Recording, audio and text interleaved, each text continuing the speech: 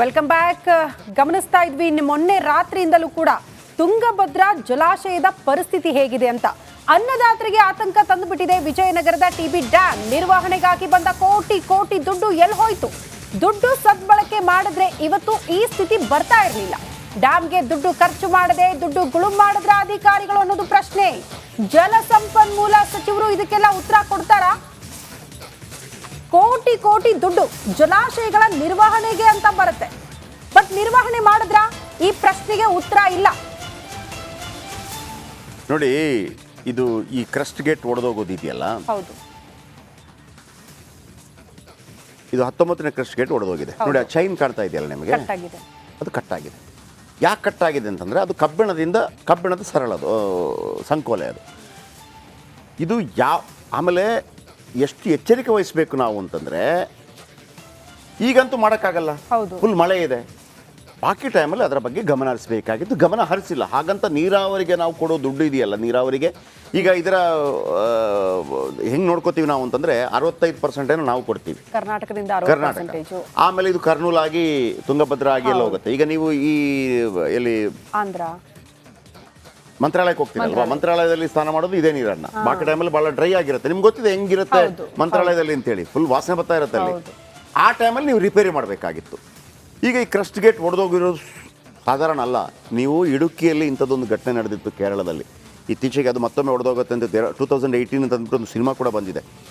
ಇಡೀ ಊರೇ ಮುಳುಗೋಗುವಂಥ ಸಾಧ್ಯತೆ ಇದೆ. ಕರ್ನೂಲಲ್ಲಿ ಹೋಗುತ್ತೆ. ಈಗ ಈ ಬಾರಿ 2 ಬೆಳೆ ತೆಗಿಬೇಕು ಅಂತ ಆಲೋಚನೆ ಮಾಡುತ್ತೆ, ಬೆಳೆ ನಾಶ ಆಗುತ್ತೆ. ಈಗ ಬೆಳೆ ತೆಗಿಯೋಕ್ಕಾಗಲ್ಲ. ನೋಡಿ ಯಾವ ಥರ ಬರ್ತಾ ಇದೆ ವೀಕ್ಷಕರೇ, ನೋಡಿ ಕ್ರಸ್ಟ್ ಗೇಟ್. ಆಮೇಲೆ ಇದು ನಮ್ಮವರ ಪ್ರಾಬ್ಲಮ್, ನಮ್ಮವರ ತಪ್ಪುಗಳಿಂದಾಗಿ. ನಾನು ಇದನ್ನು ಕಾಂಗ್ರೆಸ್ BJP ಹೇಳಕ್ಕೆ ಬರಲ್ಲ, ಯಾಕಂದರೆ ಈ ಹಿಂದೆ ಇದ್ದವರು ಈಗ ಇದಕ್ಕೆ ಯಾರೆಲ್ಲ ಹೊಣೆ ಹಾಕ್ತಾರೆ ಗೊತ್ತಾ? ಬಸವರಾಜ ಬೊಮ್ಮಾಯಿ ಹೊಣೆ ಹಾಕ್ತಾರೆ, ಆಮೇಲೆ DK ಶಿವಕುಮಾರ್ ಹೊಣೆ ಹಾಕ್ತಾರೆ, ಆಮೇಲೆ MB ಪಾಟೀಲ್ ಹೊಣೆ ಹಾಕ್ತಾರೆ. ಯಾರೆಲ್ಲ ನೀರಾವರಿ ಸಚಿವರಾಗಿ ಕೆಲಸ ಮಾಡಿದಿರಿ ನೀವೆಲ್ಲರೂ ಕೂಡ ಹೊಣೆ ಹಾಕ್ತೀರಿ. ನಿಮ್ಮೆಲ್ಲರ ಜವಾಬ್ದಾರಿ ಆಗಿತ್ತು ಅದನ್ನು ಮಾಡಬೇಕಾಗಿರುವಂಥದ್ದು. ಆಮೇಲೆ ಕ್ಯಾಪ್ಟನ್ ರಾಜಾರಾಮ್ ಇದರ ಬಗ್ಗೆ ಅವ್ರಿಗಿರುವಷ್ಟು ಮಾಹಿತಿ ಇದೆಯಲ್ಲ, ಭಾರತ ರತ್ನ ಕೊಡ್ಬೋದು ಅವರಿಗೆ.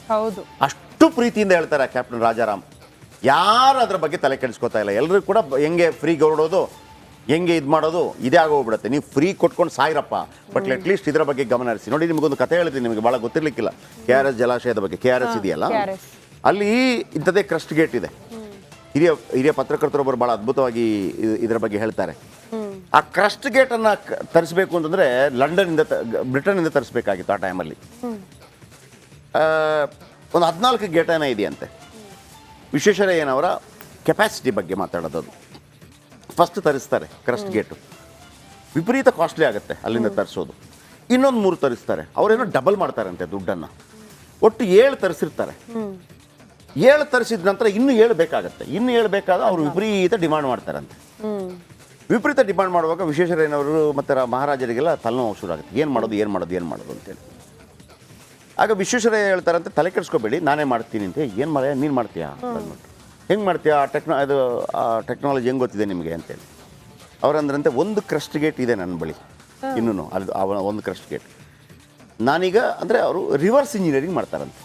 ರಿವರ್ಸ್ ಇಂಜಿನಿಯರಿಂಗ್ ಅಂತಂದರೆ ಆ ಕ್ರಸ್ಟ್ ಗೇಟ್ ಏನಿರುತ್ತೆ, ಈ ಸಣ್ಣ ಮಕ್ಕಳಿಗೆ ಒಂದು ರಿವರ್ಸ್ ಇಂಜಿನಿಯರಿಂಗ್ ಅಭ್ಯಾಸ ಇರುತ್ತೆ. ನೀವು ಯಾವುದೇ ಒಂದು ಬೊಂಬೆ ಕೊಡಿ ಅಥವಾ ಯಾವುದಾದ್ರೂ ಒಂದು ಮಿಷನರಿ ಕೊಡಿ, ಅದನ್ನು ಬಿಚ್ತಾ ಹೋಗ್ತಾರೆ. ಬಿಚ್ತಾ ಎಲ್ಲರೂ ಮಾಡಿರ್ತಾರೆ. ಒಂದು ಕಾರ್ ಕೊಟ್ಟರೆ ಸ್ಕ್ರೂ ಡ್ರೈವರ್ ಇದ್ರೆ ಬಿಚ್ತಾ ಲಾಸ್ಟ್ಗೆ ವಾಪಸ್ ಜೋಡಿಸ್ತಾರೆ. ವಾಪಸ್ ಜೋಡಿಸುವಾಗ 2 ಸ್ಕ್ರೂ ಡ್ರೈವರ್ ಹೊರಗಿರ್ತದೆ. 2 ಸ್ಕ್ರೂ ಡ್ರೈವರ್ ನೆಲ್ಲಿಗೆ ಹಾಕಬೇಕು ಅಂತ ಗೊತ್ತಿರೋದು, ಅದೆಲ್ಲ ಬಿಸಾಕ್ಬಿಡ್ತೀವಿ ನಾವು. ಅವ್ರೇನು ಮಾಡ್ತಾರೆ, ಕ್ರಸ್ಟ್ ಗೇಟನ್ನು ಬಿಚ್ತಾ ಹೋಗ್ತಾ ಇದ್ದಂಗೆ ಅವ್ರಿಗೆ ಐಡಿಯಾ ಸಿಕ್ಬಿಡುತ್ತೆ ಇದು ಹೆಂಗೆ ಮಾಡಿದ್ದಾರೆ ಅಂತ. ಹಾಗಾಗಿ ಈಗಲೂ ನನಗೆ ಕೇಳ್ಪಟ್ಟೆ, ಒಂದು 7 14 ಕ್ರಸ್ಟ್ ಗೇಟ್ಗಳ ಪೈಕಿ ಒಂದು 7ರಿಂದ 8 crest gate made in England ಅಂತ ಅಥವಾ ಬ್ರಿಟನ್ ಅಂತ ಇದೆಯಂತೆ. ಉಳಿದ ಕ್ರಸ್ಟ್ ಗೇಟ್ಗಳು ವಿಶ್ವೇಶ್ವರಯ್ಯ ಮಾಡಿದ ನಂತರ ಮೇಡ್ ಇನ್ ಇಂಡಿಯಾ ಅಂತ. ಅಂದರೆ ನಾನು ಯಾಕೆ ಹೇಳಿದೆ ಅಂತಂದರೆ, ನಮ್ಮ ಅಧಿಕಾರಿಗಳು, ಅವರೊಬ್ಬ ಅಧಿಕಾರಿನ ಇಂಜಿನಿಯರ್. ನಮ್ಮ ಅಧಿಕಾರಿಗಳು ನೋಡಿ, ಕ್ಯಾಪ್ಟನ್ ರಾಜಾರಾಮ್ ಅವರ ಇಂಜಿನಿಯರ್, ಈ ಹಿಂದೆ ಕೆಲಸ ಮಾಡಿದವರು. ನೀವು ಅವರ ಮಾಹಿತಿಗಳನ್ನು ಕಲೆ ಹಾಕೋದಿಲ್ಲ. ನಿಮಗೆಲ್ಲ ಜೈಕಾರ, ಅಣ್ಣನಿಗೆ ಜೈ. ಇದೇ DK ಶಿವಕುಮಾರ್ ಅವರು, ನಮ್ಮ ನೀರು ನಮ್ಮ ಹಕ್ಕು, ಎಲ್ಲಿ ಈ ನೀರು ಯಾರ್ದು? ಮತ್ತೆ 65 TMC ಮೇಕೆದಾಟು ಮಾಡಿದ್ರಲ್ವಾ? ನಮ್ಮ ನೀರು ನಮ್ಮ ಹಕ್ಕು. ಒಂದು ಕ್ಯೂಸೆಕ್ಸ್ ನೀರು ಮೊನ್ನೆ ಗಲಾಟೆ ಮಾಡಿದ್ವಲ್ವ ನಾವು ತಮಿಳುನಾಡಿಗೆ ಹೋದಾಗ. 3,000 ಕ್ಯೂಸೆಕ್ಸ್. ಅಯ್ಯೋ 3,000 ಕ್ಯೂಸೆಕ್ಸ್ 65 ಇದು TMC TMC ಒಂದು TMCಯಲ್ಲಿ ಭಾಳ ಬೆಳಗಾಗ್ಬಿಡುತ್ತದೆ, ಬೆಳೆ ಬಂದ್ಬಿಡ್ತದೆ. ನಾವೆಷ್ಟೋ ಮಾತಾಡ್ಕೋತಿರ್ಬೋದು ನಮ್ಮ ಕಾವೇರಿ ಅವ್ರ ಕಾವೇರಿ ಅಂತೇಳಿ. ತಮಿಳ್ನಾಡಿನವರು ಕೂಡ ಕಾವೇರಿಯನ್ನು, ಆಂಧ್ರದವರು, ಕೇರಳದವರು ನಾವು ಎಲ್ಲರೂ ಪ್ರೀತಿಸ್ತೀವಿ. ನಮಗೆ ಬೇಕು ಅನ್ನೋ ಕಾರಣಕ್ಕಾಗಿ ಮಾತ್ರ. ಅಲ್ಲಿ ಆ ಕಾವೇರಿ ಹೋಗುವಾಗ ಹೆಂಗೆ ದೀರ್ಘದಂಡ ನಮಸ್ಕಾರ ಮಾಡ್ತಾರೆ ತಮಿಳ್ನಾಡಲ್ಲಿ, ದೀರ್ಘದಂಡ ನಮಸ್ಕಾರ. ಅಂಥದ್ರಲ್ಲಿ 65 TMC ಬಿಟ್ಬಿಟ್ಟು ನಾವು ಈ ಥರ ಛೆ. ಬನ್ನಿ ಇದರ ಬಗ್ಗೆ ಇನ್ನಷ್ಟು ಹೆಚ್ಚಿನ ಮಾಹಿತಿ ಪಡೆಯೋಣ. ನಮ್ಮ ಪ್ರತಿನಿಧಿ ಸ್ಪಾಟಲ್ಲಿದ್ದಾರೆ, ಸುರೇಶ್ ಇದ್ದಾರೆ. ಇದು ಡ್ಯಾಮ್ ಡ್ಯಾಮೇಜ್.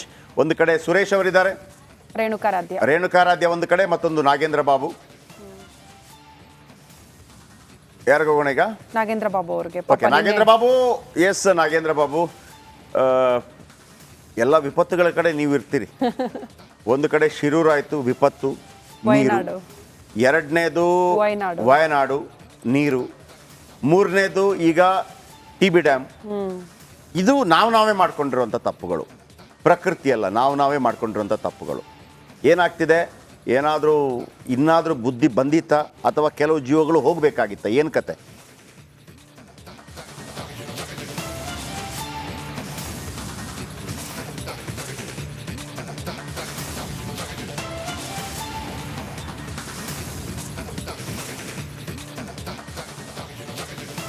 ಜಯಪ್ರಕಾಶ್ ಶೆಟ್ಟಿ, ನೋಡಿ, ಒಂದು ಅವತ್ತು ಅಧಿಕಾರಿಗಳು ಎಚ್ಚೆತ್ಕೊಂಡಿದ್ದಾರೆ, ಆ ವಿಚಾರವಾಗಿ ಶ್ಲಾಘಿಸಲೇಬೇಕಾಗತ್ತೆ. ಯಾಕೆಂತಂದ್ರೆ ಅವತ್ತು ರಾತ್ರಿ 10 ಗಂಟೆ ಸುಮಾರಿಗೆ ಈ ಒಂದು TB ಡ್ಯಾಮ್ನ 19ನೇ ಕ್ಲಸ್ಟರ್ ಗೇಟ್ ಕಟ್ ಆಗಿದೆ ಅಂತೇಳಿ ಗೊತ್ತಾಗ್ತಾ ಇದ್ದಂತೆ ಸುಮಾರು 28 ಗೇಟ್ಗಳನ್ನು ತೆರೆಯುವಂಥ ಕೆಲಸವನ್ನ ರಾತ್ರೋರಾತ್ರಿ ಮಾಡ್ತಾರೆ. ಸೊ ಈಗ ಆ ಒಂದು ಜಾಗದ ಒಂದು ದೃಶ್ಯಾವಳಿಯನ್ನು ನಾನು ತೋರಿಸುವಂಥ ಪ್ರಯತ್ನವನ್ನ ಮಾಡ್ತೀನಿ. ನಮ್ಮೊಂದಿಗೆ ನಮ್ಮ ವಿಜಯ ಆಗಿರುವಂಥ ಕಿರಣ್ ಅವರಿದ್ದಾರೆ. ನೋಡಿ, ಆ ಭಾಗದಲ್ಲಿ ಈಗ ನಾವೇನು ನೋಡ್ತಾ ಇದ್ವಿ, ದೊಡ್ಡ ಮಟ್ಟದಲ್ಲಿ ನೀರು ಹೊರಗಡೆ ಬರ್ತಾ ಇದೆಯಲ್ಲ, ಅಲ್ಲಿ ಜೋರಾಗಿ ಹುಕ್ಕುವಂಥ ಒಂದು ದೃಶ್ಯವನ್ನು ನಾವೇನು ಗಮನಿಸ್ತಾ ಇದ್ವಲ್ಲ, ಅದೇ ಒಂದು ಗೇಟ್ನಿಂದ ಹೊರಗಡೆ ಬರ್ತಾ ಇರೋದು 19ನೇ ಕ್ಲಸ್ಟರ್ ಗೇಟ್. ಜಯಪ್ರಕಾಶ್ ಶೆಟ್ಟಿ, ನೋಡಿ, ಅವತ್ತು ಏನಾದರೂ ಎಚ್ಚೆತ್ತುಕೊಂಡು ತಕ್ಷಣ ಈ 28 ಗೇಟ್ಗಳನ್ನು ಓಪನ್ ಮಾಡದೇ ಇದ್ದಿದ್ರೆ ಎಂಥ ದೊಡ್ಡ ಪ್ರಮಾಣ ಆಗ್ತಾ ಇತ್ತು ಅಂತಂದರೆ, ಈ ಒಂದು ಡ್ಯಾಮ್ನ ಮುಂಭಾಗದಲ್ಲಿರುವಂತಹ ಸುಮಾರು 35ಕ್ಕೂ ಹೆಚ್ಚು ಗ್ರಾಮಗಳು ಸಂಪೂರ್ಣವಾಗಿ ನೀರಿನಲ್ಲಿ ಮುಳುಗೋಗ್ತಾ ಇತ್ತು. ನೋಡಿ, ಈಗ ಸುಮಾರು 1.5 ಲಕ್ಷ TMC ನೀರನ್ನು ರಾತ್ರಿ ಬಿಟ್ಟಿದ್ದಾರೆ. ಈಗ ಆ ಒಂದು ನೀರು ಹೋಗ್ತಾ ಇರುವಂಥ, ಅಂದರೆ ಪ್ರತಿನಿತ್ಯವೂ ಕೂಡ 35,000 ಕ್ಯೂಸೆಕ್ ನೀರನ್ನು ಬಿಡ್ತಾನೆ ಇರ್ತಾರೆ. ಆದರೆ ಈಗ ಈ ಒಂದು ಅನಾಹುತದಿಂದಾಗಿ ನಮ್ಮಲ್ಲಿ ಇದ್ದಂಥ 60 TMC ನೀರನ್ನು ಈಗ ಹೊರಗಡೆ ಬಿಡಲೇಬೇಕಾದಂಥ ಅನಿವಾರ್ಯತೆ. ಯಾಕೆಂತಂದರೆ ಆ ಒಂದು ಕ್ಲಸ್ಟರ್ ಗೇಟ್ 19ನೇ ನಂಬರ್ನ ಕ್ಲಸ್ಟರ್ ಗೇಟ್ ಮುರಿದು ಹೋಗಿರುವಂಥ ಹಿನ್ನೆಲೆಯಲ್ಲಿ ಆ ಒಂದು ಗೇಟನ್ನು ರೆಡಿ ಮಾಡೋದಕ್ಕೆ 7 ದಿನಗಳ ಕಾಲಾವಕಾಶವನ್ನು ತೆಗೆದುಕೊಂಡಿದ್ದಾರೆ ಅನ್ನುವ ಮಾಹಿತಿ ರಿಪಬ್ಲಿಕ್ ಕನ್ನಡಕ್ಕೆ ಲಭ್ಯವಾಗಿದೆ. ಅದು ಬಳ್ಳಾರಿಯ ನಾರಾಯಣ್ ಇಂಜಿನಿಯರ್ಸ್ ಅವ್ರಿಗೆ ಕೊಟ್ಟಿದ್ದಾರೆ. ಅವರು ಹೈದರಾಬಾದಿಂದ ಸ್ಕೆಚನ್ನು ತರಿಸ್ಕೊಂಡು ಆ ಒಂದು ಗೇಟನ್ನು ಮಾಡ್ತಾರೆ. ಆದರೆ ಗೇಟ್ ರೆಡಿ ಆದರೂ ಕೂಡ ಆ ಗೇಟನ್ನು ತಂದು ಅಲ್ಲಿ ಕೂರಿಸ್ಬೇಕಲ್ಲ, ಆ ಗೇಟನ್ನು ಕೂರಿಸೋದಕ್ಕೆ ಈಗ ಇಲ್ಲಿ ನಾವು ನೋಡ್ತಾ ಇರುವಂಥ ನೀರಿದೆಯಲ್ಲ, ತುಂಗಭದ್ರಾ ಡ್ಯಾಮ್ನಲ್ಲಿ ನಾವೇನು ನೋಡ್ತಾ ಇದ್ದೀವಿ ನೀರು, ಅದೆಲ್ಲವನ್ನು ಕೂಡ ಖಾಲಿ ಮಾಡಬೇಕು. ಸುಮಾರು 105 TMC ಕೆಪಾಸಿಟಿ ಇರುವಂಥ ಈ ಒಂದು ಡ್ಯಾಮ್ನಲ್ಲಿ ಸುಮಾರು 37ರಿಂದ 40 TMC ಏನಿದೆ ಅದೆಲ್ಲವೂ ಕೂಡ ಹೂಳಿನಿಂದ ತುಂಬಿಕೊಂಡಿದೆ. ಜಯಪ್ರಕಾಶ್, ನೋಡಿ, ಇದು ಕೂಡ ಮಾತಾಡಲೇಬೇಕಾಗತ್ತೆ. ಹೂಳೆತ್ತಬೇಕು ಅಂತೇಳಿ ಸಾಕಷ್ಟು ಜನ ರೈತರು ಇಲ್ಲಿ ಹೋರಾಟಗಳನ್ನು ಮಾಡಿದ್ರು, ಆದರೆ ಯಾವುದೇ ರೀತಿಯಾದಂಥ ಹೂಳೆತ್ತುವಂಥ ಕೆಲಸವನ್ನು ಮಾಡಲಿಲ್ಲ. ಓಕೆ, ಈಗ ಇಂಥ ಒಂದು ಪರಿಸ್ಥಿತಿಗೆ ಯಾರು ಹೊಣೆ ಅಂತೇಳಿ, ಯಾಕಂದರೆ 13ನೇ ತಾರೀಕು CM ಸಿದ್ದರಾಮಯ್ಯವರು ಇದೇ ಒಂದು ಭಾಗಕ್ಕೆ ಬಂದು ಬಾಗಿನವನ್ನು ಅರ್ಪಿಸುವಂಥ ಕೆಲಸವನ್ನು ಮಾಡಬೇಕಾಗಿತ್ತು. ಹಾಗಾಗಿ ಅವರನ್ನು ಮೆಚ್ಚೋದಕ್ಕೆ, ನೀರು ತುಂಬಿದೆ ಅಂತೇಳಿ ತೋರಿಸುವ ಸಲುವಾಗಿ ಇಲ್ಲಿದ್ದಂಥ ಅಧಿಕಾರಿಗಳೆಲ್ಲರೂ ಕೂಡ ನೀರನ್ನು ಹಾಗೆ ಶೇಖರಿಸಿಟ್ಕೊಂಡಿರುತ್ತೆ. ಆ ಒಂದು ಪ್ರೆಷರ್ನಿಂದಾಗಿ ಈ ರೀತಿಯಾಗಿ ಆಗಿದೆಯಾ ಅನ್ನೋದು ತನಿಖೆ. ಅದು ಕೂಡ ಬಾ